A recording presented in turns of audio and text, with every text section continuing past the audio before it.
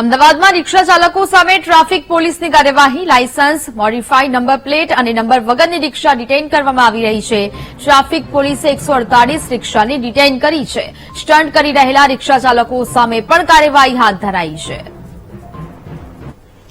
સંવાદદાતા અનિતા ફોનલાઈન પર જોડાયા છે. અનિતા, અમદાવાદમાં રિક્ષા ચાલકો સામે ટ્રાફિક પોલીસ કાર્યવાહી કરી રહ્યું છે, શું વિગતો? જે ખાસ તો જે પ્રકારે ટ્રાફિક પોલીસ દ્વારા રિક્ષા ચાલકો વિરુદ્ધ કાર્યવાહીને લઈને એક ઝુંબેશ શરૂ કર્યું હતું. તાજેતરમાં જ એક રિક્ષા ચાલક દ્વારા સ્ટન્ટ કરતો વિડીયો સામે આવ્યો હતો અને તેની તપાસમાં રિક્ષા ચાલકો દ્વારા જે લાયસન્સ વગર અને નંબર પ્લેટ મોડિફાઈ કરીને જે સ્ટન્ટ કરવાના કિસ્સા જે વધી રહ્યા હતા, જેને લઈને આ ઝુંબેશ શરૂ કરવામાં આવી હતી.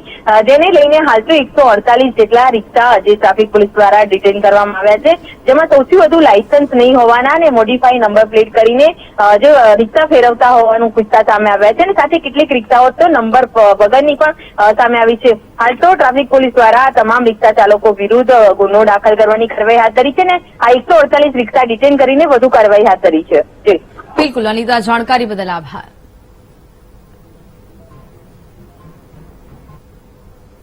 સમાચાર